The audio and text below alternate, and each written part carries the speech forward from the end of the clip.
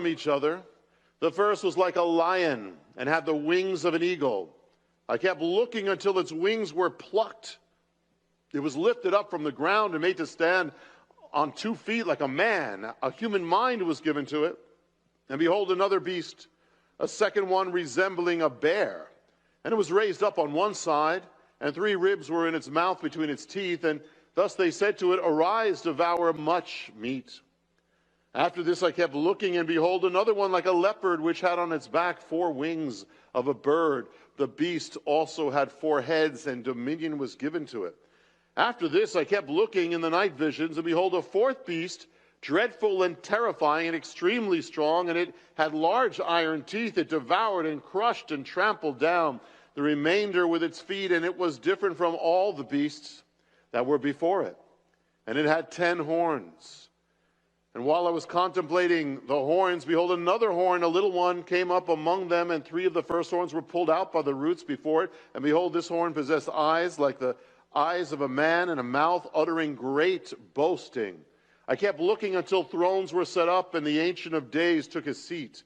And his vesture was like white snow, and the hair of his head was like pure wool. His throne was blazing with flames. Its wheels were a burning fire. And a river of fire was flowing and coming from before him out. Thousands upon thousands were attending him, and myriads upon myriads were standing before him. The court sat, and the books were opened. This is a picture of world history. World history from the first great world empire that took Jerusalem to Rome, the great world empire at the end. But first, I want to get into, first what we're going to do is I want to get into the nutshell of world history. This is the first part. There's going to be more than one on this, because today we're going to go from a certain point in history up to the destruction of the temple, up to Rome. But this principle is going to take us ultimately, before we finish this series, it's going to take us to the United States of America. This principle is so exact, it's so amazing, that it goes from the time of the pharaohs all the way to 2013. And it explains world history in an amazing way. And the first thing I'm going to do is going to give you a nutshell of ancient history. And then secondly, we're then going to start tying it into things that happen in the Bible linked to that world history. And third, after that, then we're going to get into this secret or key of world history that unlocks world history. And so you will be understanding more than of what's going on in the world, more than renowned scholars of the age. See, I can't go through every kingdom in this series, of course. There are many nations and peoples and kingdoms, and many very substantial ones. For instance, China, India, Latin America, all these things. But we're going to follow the center chord of world history, the focus, the vortex of world empires, and see some amazing things. And we're going to see first the sweep. Civilization begins, as we know it, in what is called Mesopotamia. You learned this, some of us in school, called the cradle of civilization, the fertile crescent, because it looks like a crescent. It's the fertile part of the Middle Eastern desert. It surrounds the rivers of the Middle East, and that's where these kingdoms arose, particularly the land of Iraq, of all places, beginning in the mountains of Armenia, flowing down to the Persian Gulf. That's where it all pretty much began, particularly in the south of this region, which was called Sumer. More than any other people, the Sumerians shaped the Mesopotamian civilization. And they were living originally in kind of independent city-states. Around 2000 BC, they united. Writing as we know it came from Sumer. That, in other words, you had hieroglyphics where basically a picture was what it was, but you had now symbols taking over from pictures, which is going to lead to writing. It began in Sumer. About 2150 BC, they come under the leadership of a city named Ur. Does that sound familiar? And which it just so happened, and this is another, we've done another thing called the D33, may not get it right, D328, I think, the secret of world history, which also deals with the centrality of God's purpose. Notice Abraham will end up being right in the center of world history. Today, it's more like America, New York, Israel, and other places. That's where always the Jewish people, God keeps them there. But here, of the Chaldees, they drive out foreign invaders, they reunite, and they reunite Sumer and the region called Akkad under their rule. The Sumerian independence is short-lived. Around 2000 BC, they are conquered by the Elamites. About 1900 BC, the Amorites invade. You hear all these people in the Bible. They establish a capital at the village called Babylon, the kingdom of Babylon. And they have a famous king called Hammurabi, the Code of Hammurabi, 1728 to 1686 BC. It reaches its peak around 1900 to 1595 BC. That's the first Babylonian kingdom. Then there's another kingdom developing, another great center of the world, ancient civilization, and that is called in Hebrew Mitzrayim, and it's called in English Egypt. The first or old kingdom, it has three periods. You got the Egypt Old Kingdom, the Middle Kingdom, and the New Kingdom or Empire. And so it comes around, in the late Middle Kingdom, the pharaohs extended their power to the land of Israel. But around 1750 BC, something happened. They are invaded by a people called the Hyksos. They invaded them. Who were the Hyksos? It's a Greek version of an Egyptian word that literally means foreign rulers.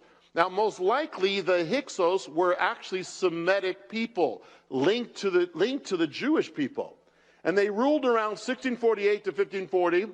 And so the 1500s, the Egyptians drove them out, and they ushered in the last big empire of Egypt, called the Empire.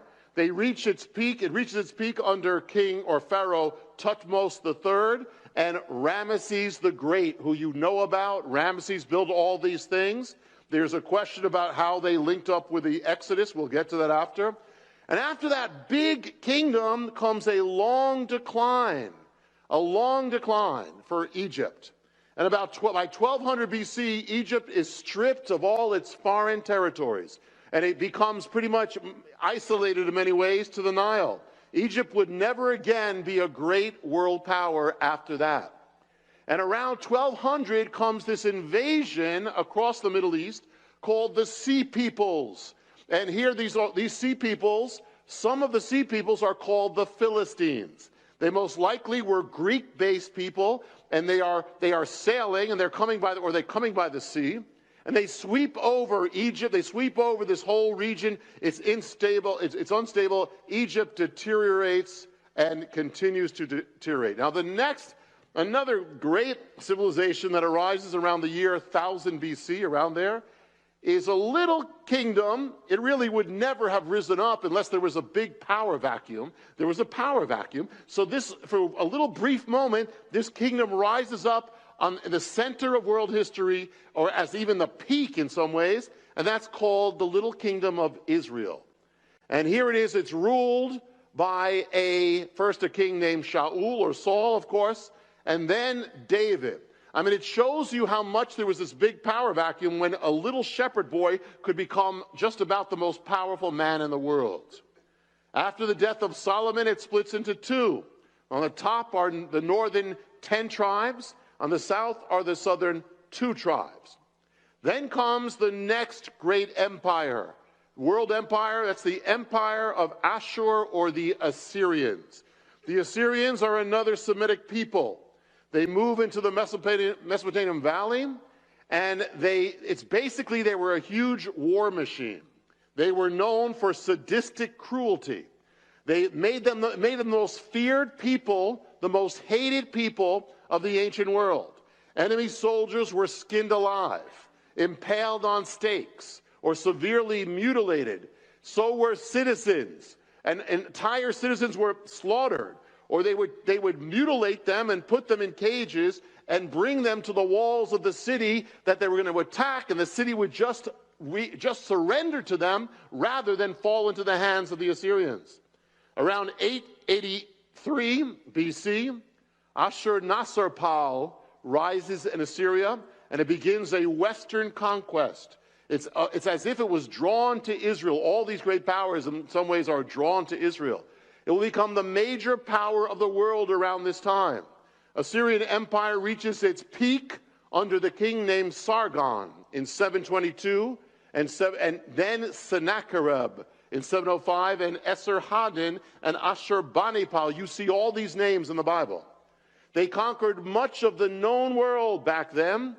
Egypt, Phoenicia, everything fell to them. And they're ultimately even going to sweep across Egypt at that time, joining the entire region together. But then comes the next kingdom that rises, and this is where Daniel sees the creatures. The kingdom is again called Babylon. It is in some history books, it's called Neo-Babylon. It's the new Babylonian kingdom. It's the revival of Babylon. And so after the death of the Assyrian king Ashurbanipal, the Assyrian Empire goes into rapid decline. And so here, a Semitic people, the Babylonians or the Chaldeans, they rebel, and they're led by a king whose name is Nabopolassar. He had served the Assyrians as a governor, but now he rises up against them. He senses weakness, and he captures the Assyrian capital of Nineveh. In 612 BC, he destroys it. The new Babylonian Empire rises under King Nabopolassar, and then under his son, who is called Nebuchadnezzar, or you know this in the Bible. This is Nebuchadnezzar, who then joins the Middle East. He sweeps across Egypt, Mesopotamia, becomes the great Babylonian Empire of Daniel. And literally, and it's going to all go with, it's going to be, this is the background to understand the Bible. The next world power that rises up, in Daniel's vision, it was the bear. It rises up in about 559 BC, the prince of this people called Cyrus, or Cyrus. He becomes king of the Persians. And he rises up.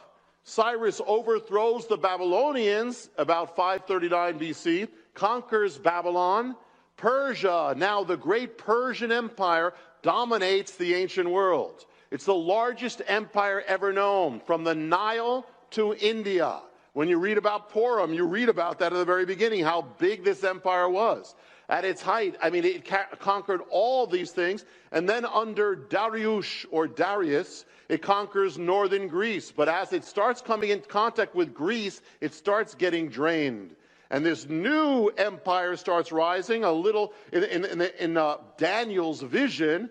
It is the leopard. It's fast. It's ferocious. It's not big. It's not weighty, rather. It's light, but it's fast. And this is the Greek Empire under Philip of Macedon and his son Alexander the Great. He defeats the Persians, and he sweeps across with his men, sweeps across the Middle East, sweeps across Israel, sweeps across all, even up to around India. When he dies, his kingdom splits, as in Daniel. There are 4 heads that rise up. It splits into 4 kingdoms among his generals. The 2 most prominent kingdoms of these 4 is the Seleucid Empire and the Ptolemaic Empire. And one is Ptolemaic, is Egypt, and the Seleucid is Syria, around there. It's divided up, and now the fact is it's a Greek empire. They seek to make everyone Greek. They seek to be a universal empire that everybody will be drawn into Greek culture. Then comes another, the last of the ancient powers, or the great powers, and of Daniel's creatures. In the 2nd century BC, a new power makes its way known to the west. From the Italian peninsula, Rome, expanding under General Pompey, and then the next, Julius Caesar. And then after Caesar's death comes a power struggle with Mark Antony, Cleopatra, of the Ptolemaic Empire that we just spoke about, of Alexander, and Octavius, who's adopted as the son of Julius Caesar, adopted son, who will then later become known as Augustus. And he will be hailed as the first emperor of Rome, the new empire. A few decades before the first century, Rome becomes the empire of empires. The gospel begins under Rome. It says in the year in which Caesar Augustus reigned, when the birth of Messiah, that is the backdrop. Now that is a sweep. Right now, I just gave you in, I don't know what, 10 minutes, I gave you the whole sweep of ancient history. That's the background of the Bible. But now let's go back and let's kind of lift a veil a little bit to see how what you read in the Bible goes together with what I just said. And then we're going to open up this key of world history. We started with Mesopotamia. Now it's interesting because the Bible starts out with the Garden of Eden. And in Eden, you have 4 rivers. And 2 of those rivers are the Tigris and the Euphrates. Another one may be the Nile. And so it's interesting that where the Bible says everything started, it's the same place where historians say civilization started, in the same area of the rivers. In fact, Mesopotamia, you know what it means? Mesopotamia, meso means in the middle of, and Potamia, like the Potomac, in Washington, means the river.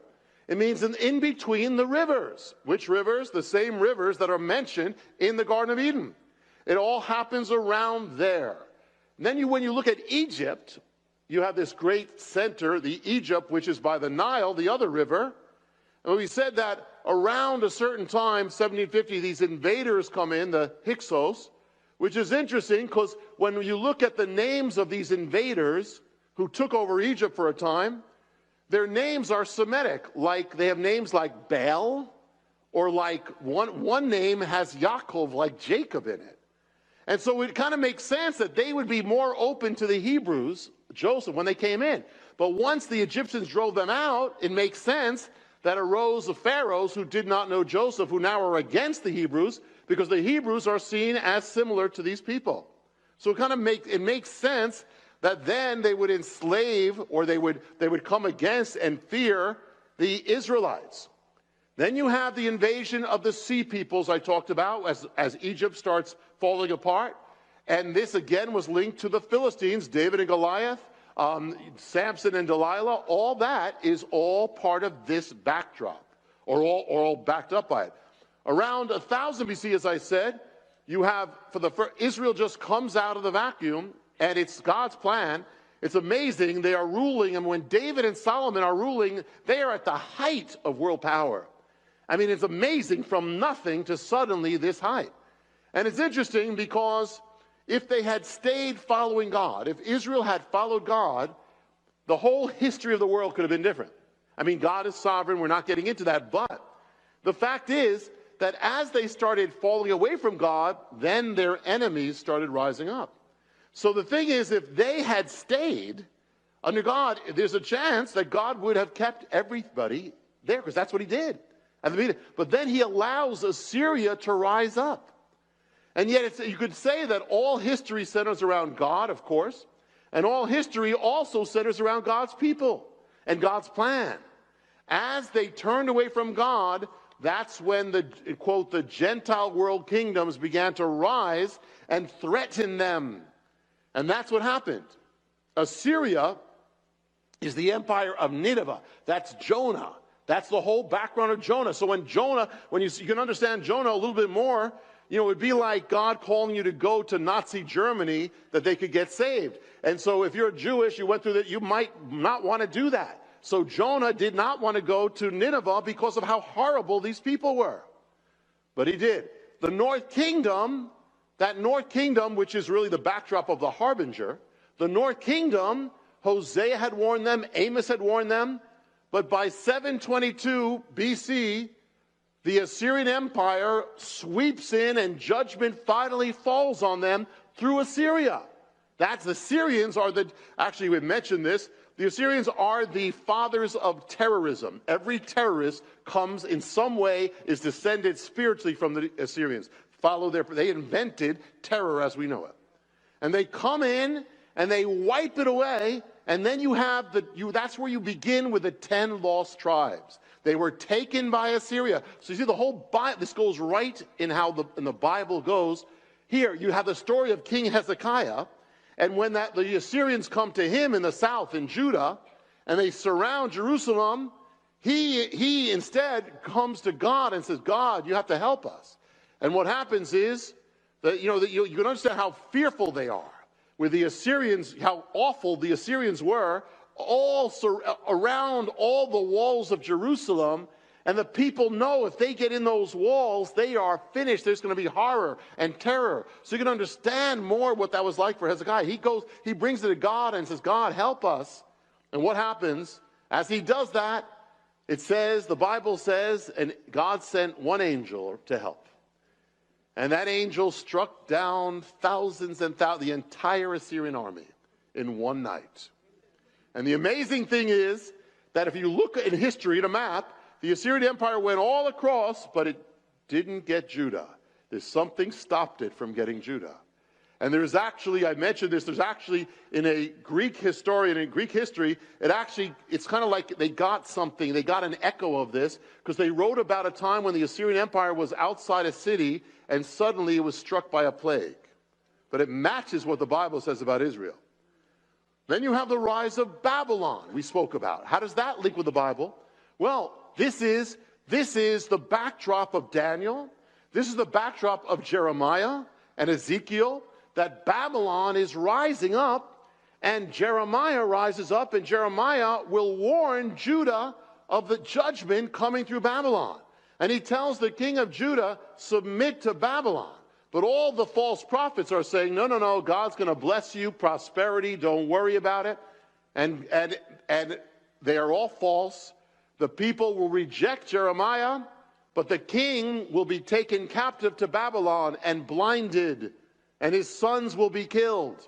And Babylon will be the kingdom that destroys Judah and Jerusalem and the temple and brings God's people into captivity. The Babylonian captivity, 70 years, they destroy Israel. When Jeremiah, we believe, who is writing Lamentations, he's weeping over Jerusalem, that's the work of Babylon. So they go, Babylon, as Daniel saw, the lion with wings of an eagle. And then, as we saw, the next power was Persia. So the Bible speaks in Daniel of Persia taking over Babylon. And it's this massive bear. It's massive, it's big, it's cumbersome. And then you have the kingdom, you have Ezra and Nehemiah and Cyrus. That's all under Persia, because the Persian Empire actually did something good. They let the Jewish people return to Israel and rebuild Jerusalem. So they actually blessed Israel. And that's where you have then Esther and Mordecai. And then the Persian Empire almost destroys the Jewish people, but it doesn't happen. Now the Old Testament ends with the Persian Empire. But then between the Old Testament and the New Testament, you've got the Greeks. And that's where you have Alexander with a leopard with the four heads and the wings. And there you have it. And that's where you have it's the Greek or the generals of Alexander who make up this new empire, the Syrian Empire or Seleucid Empire. And that's where you get Hanukkah. The background of Hanukkah is the Greek Empire, where they tried to destroy the Jewish faith. And the man who rises up, the Greek king, is Antiochus Epiphanes. He's a foreshadow of the Antichrist. And he's going to fight over, for years, the two kingdoms, the Ptolemies of Alexander in Egypt and the Syrians with Antiochus, they would fight over Israel. And from the south, the Ptolemies, that you would come, Cleopatra. Cleopatra really wasn't Egyptian. She was Greek. She was a descendant of the general of Alexander's. And so you have this thing, and so you have the whole Hanukkah story with the Greeks in back of it. But then the Bible speaks of the fourth kingdom, Rome, the one that is unlike all the other kingdoms. It's more terrible and more mighty than all the others. Iron and clay. It tramples down everything. That's the background of the New Testament. All under Rome. Herod, he's appointed by Rome. And then the Pontius Pilate, appointed by Rome. Herod Agrippa, appointed by Rome. Felix, Festus, Roman names. Until the revolt, the Jewish people have a revolt against Rome in the latter part, just before, a few years before 70 AD. The book of Acts is all Rome. The rest of world history it takes place after it's Rome coming. And so you see God's hand in this and intertwining the history of the world with the history of his people. Now, we're going to uncover now the key. That's going to reveal the story behind the story of the key of world history. And for that to happen, we need to turn to Genesis. Turn to Genesis chapter 12. Genesis chapter 12.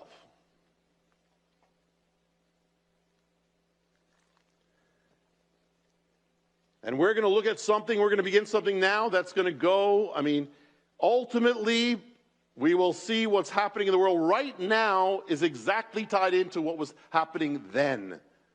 Now the Lord said to Abram, go forth from your country and go from your father's house, your relatives, to the land I'll show you. And I'll make you a great nation, and I will bless you. And I'll make your name great, so you shall be a blessing. And I will bless those who bless you. And the one who curses you, I will curse.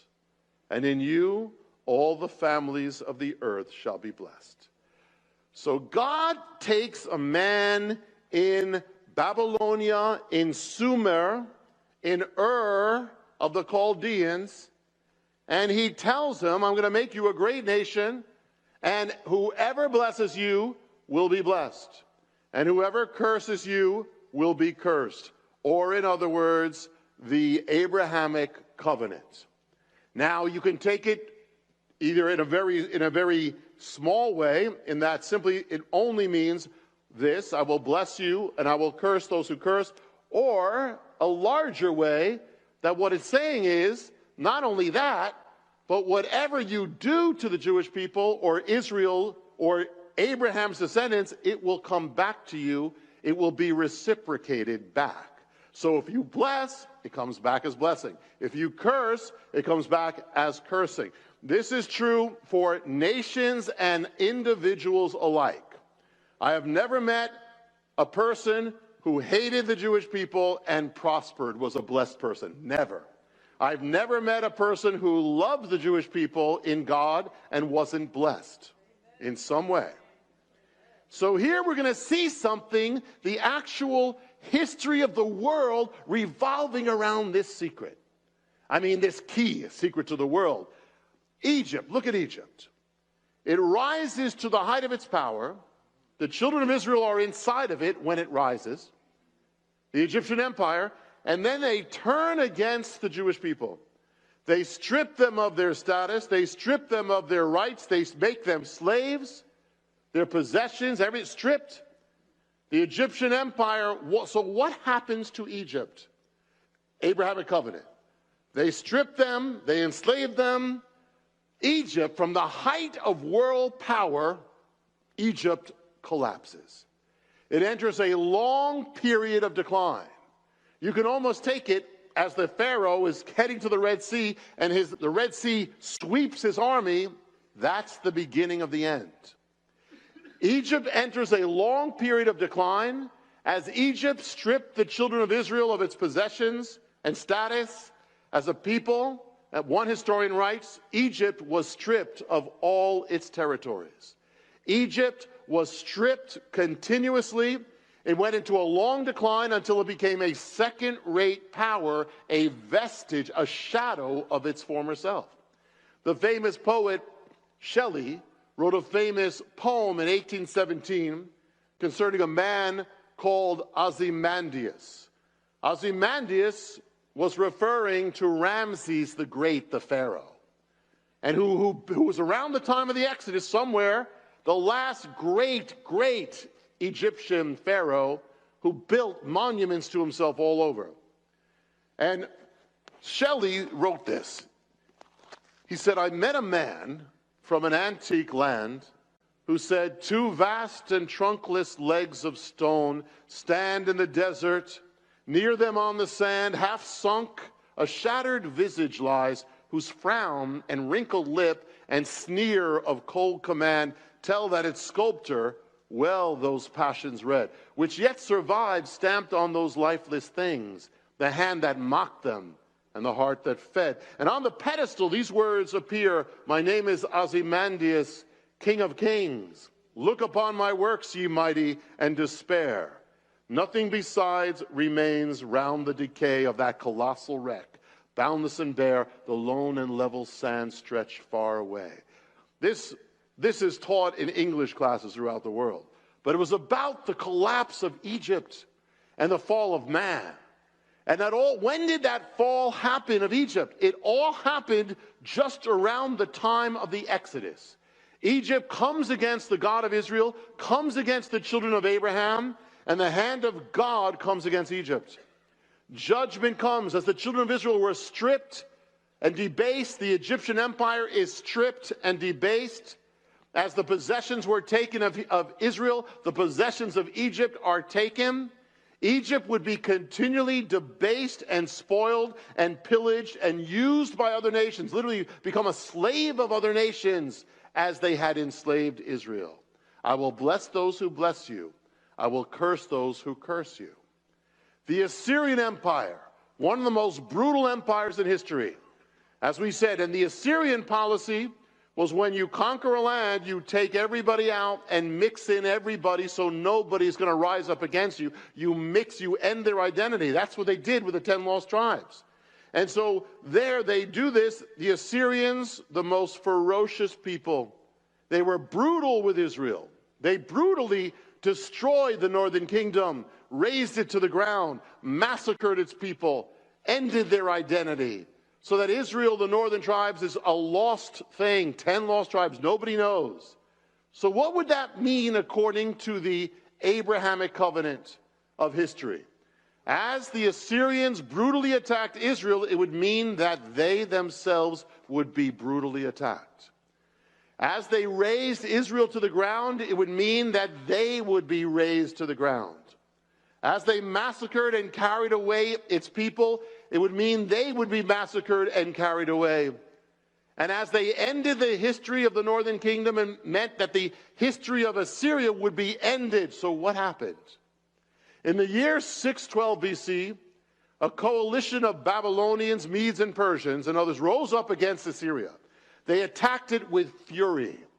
The prophet Nahum said they would be drunk in their final hours, and they would be entangled among it. And according to the historians, they literally were drunk when the attack came.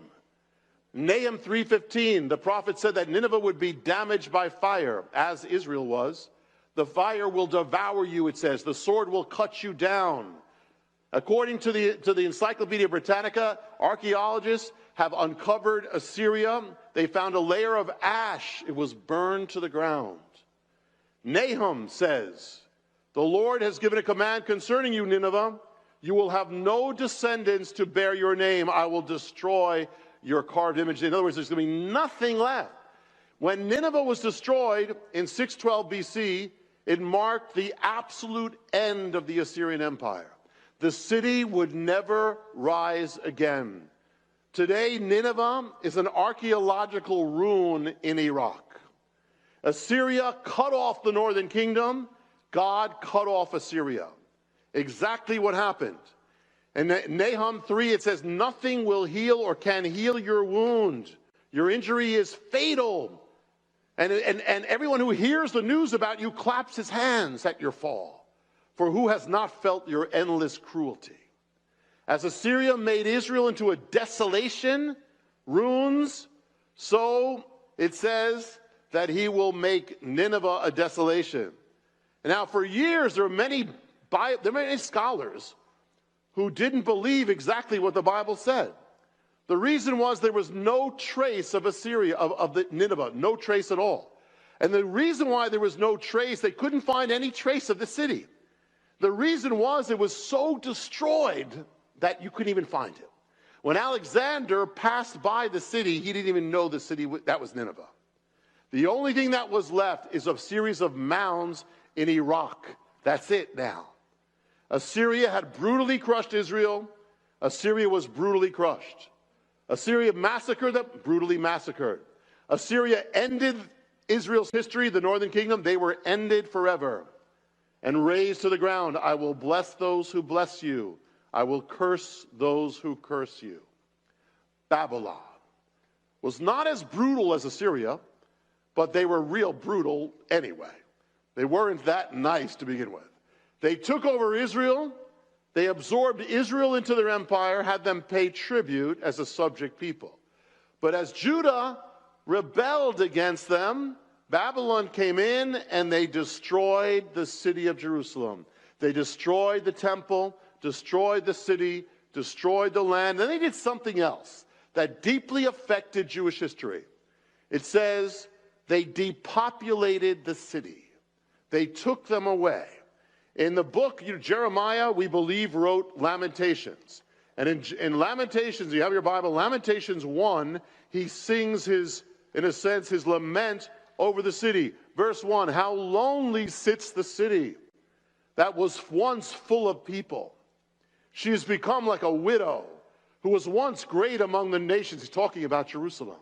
She who was a princess among the provinces has become a forced laborer. She weeps bitterly in the night, and her tears are on her cheeks. She has no one to comfort her. Among her lovers, all her friends have dealt treacherously against her. They become her enemies. Judah has gone into exile, under affliction, under harsh servitude. She dwells among the nations, but she's found no rest. All her pursuers have overtaken her in the midst of distress. The roads of Zion are in mourning because no one comes to the appointed feast. All her gates are desolate. Her priests are groaning. Her virgins are afflicted. She herself is bitter. How lonely sits the city, empty, empty of people, called the Babylonian captivity. Depopulated Israel, depopulated an empty city. So what happens now? If we apply the key of world history to this, what should happen to Babylon according to the Abrahamic covenant? The Bible records part of it. It was invaded and taken over by the Persians. And from that time, Babylon became subject to other nations, just like Judah did under Babylon at the beginning. Later, Alexander took it over, but with Alexander's death, Babylon started falling apart. And something interesting happened. One historian says this. It says the constant turmoil emptied out the city of Babylon. Emptied out the city of Babylon. Babylon had emptied out the city of Jerusalem. The Babylon itself was emptied out of people. A tablet dated 275 BC states that the inhabitants of Babylon were transported out of the city, just as the Jewish people were out of Babylon. And with this deportation, the history of Babylon comes to an end. 100 years before Babylon had reached the height of its empire, the prophet Isaiah gives this prophecy. He says, the day of the Lord is at hand. It will come as destruction from the Almighty. I will stir up the Medes against it, and Babylon, the glory of kingdoms, the beauty of the Chaldeans, the pride, they shall be as when God overthrew Sodom and Gomorrah. It shall never be inhabited. Neither shall the Arab pitch his tent there. Neither shall the shepherds make their flocks lie down there. But wild beasts of the desert shall dwell there. 100 years later, Jeremiah prophesies the same thing. It shall be utterly overthrown. What happened? Babylon was emptied and emptied and emptied. And when archaeologists went back to the city, they found the ruins of the city, and they found that it was just basically a place of jackals. And just the way the Bible said, it would be depopulated, the great Babylon, as you do unto Israel, it will be done to you. Next, the Persian Empire. What did Persia do to Israel? Unlike the others, Persia never really invaded or destroyed the land, never went against the Jewish people with a little exception, never really destroyed it. Persia actually did some good. They allowed Israel to come back and rebuild their kingdom, not as it had been under the glory of the kings. It was on a smaller scale. They allowed it on a smaller scale, but they allowed it to continue on. So what happens to Persia? According to the mystery, or this key, what will happen to Persia will be different from the other kingdoms, because Persia treated Israel different. What it would mean is that God would allow Persia to continue as a kingdom, even rebuild itself, but never as great as it had once been. That's what should happen. Well, what happened to the Persian Empire? What happens to the kingdom of Darius? What happens is the Persians are defeated by the Greeks.